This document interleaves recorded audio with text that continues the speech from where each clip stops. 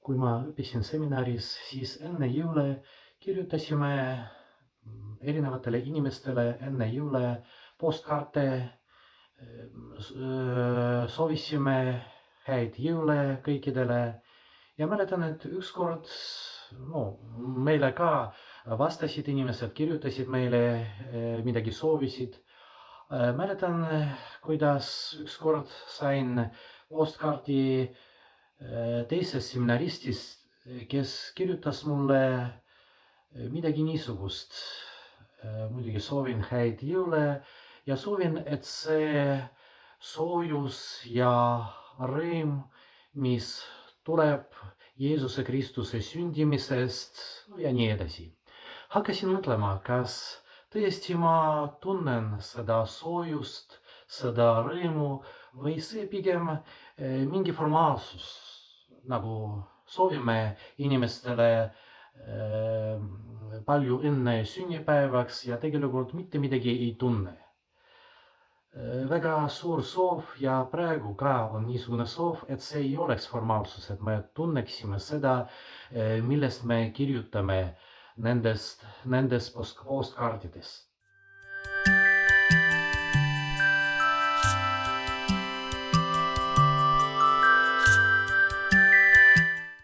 Aga kuidas siiski saavutada seda soojust, seda valgust, seda rõõmu, kui meil ei ole? See ei ole niimoodi, et kui ma otsustan, siis ma olen rõõmus. Ei, on vaja midagi muud. Väga tihti preestrid soovitavad teistele inimestele, et iga päeva õhtul me mõtiskleksime oma päeva üle ja toimuks meie eludes, meie päevaelus mingi südametunnistuse katsumine. Püha Ignatius Loyolast soovitas, et see katsumine oleks täiuslikum. See tähendab mitte niimoodi, et ma lihtsalt mõtlen oma pattudest, aga teen midagi rohkem. Püha Ignatiuse järgi see katsumine peab kestma võib-olla 15 minutit ja seal on erinevad sammud. Esimene samm on mõelda tänasest päevast ja tänada Jumalat kõige selle eest, mis toimus minuga ja mis oli hea, tänu millele ma olen rõõmus. Ja on väga hea kommentaar.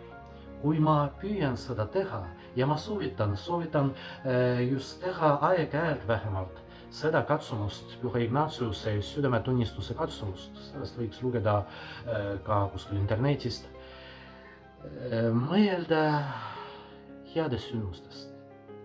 Kommentaarides võiks lugeda, mõelda nendest sündmustest, mis tõesti toovad rõõmu, mitte nendest, mis peavad seda tegema.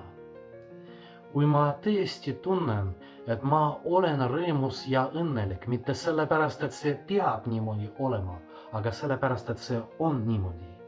Ma ei tea, kas tunnete seda erinevust. Aeg-ajalt ma tean, et kui ma midagi teen hästi, kui ma osalen ürituses, siis ma pean olema rõõmus, aga tegelikult ei ole. Aeg-ajalt vastupidi. Ma olen rõõmus sellepärast, et midagi toimub minuga. Mitte peab toimuma, mitte pean olema rõõmus, aga on rõõmus. Ja on väga tähtis, et me otsiksime neid sündmusi meie igapäevases elus, tänu millele me oleme rõõmsad. Kui on niisugune harjumus, kui ma teen seda võib-olla iga päev, siis kergem näha, kui palju häid asju teeb Jumal minu jaoks. Ja siis tõesti, ma ei otsi neid olukordi, kus ma pean olema rõõmus ja minu jõulukaardid ei ole formaalsed, aga ma tõesti tunnen, et Jeesus Kristus on koos minuga igapäevases elus, teeb väga palju. Need asjad ei pea olema suuremad, kui täna oli või eile oli hea ilm, kui keegi naeratas mulle, kui ma sain rääkida teise inimesega, keda ei olnud kaua aega näinud, midagi veel, niisugused pisikesed asjad ja ma näen, et see toimus, see juhtus minuga, siis ma näen, et ma suudan olla rõõmus. Võib-olla praegu enne jõule veel 2 päeva mõtisklegem selle üle, missugused rõõmsad sündmused toimuvad meie elus. Sest alati, kui toimub midagi, mis on rõõmus, tähendab, et Jumal on koos minuga. Maarja ja Elisabeth olid rõõmsad, mitte sellepärast, et nad pidid olema rõõmsad, aga nad olid rõõmsad. Sellepärast, et nägid, et Jumal teeb midagi nende jaoks. Kui nemad nägid, siis võib-olla me ka suudame näha, et midagi toimub meie elus, tänu millele me oleme rõõmsad.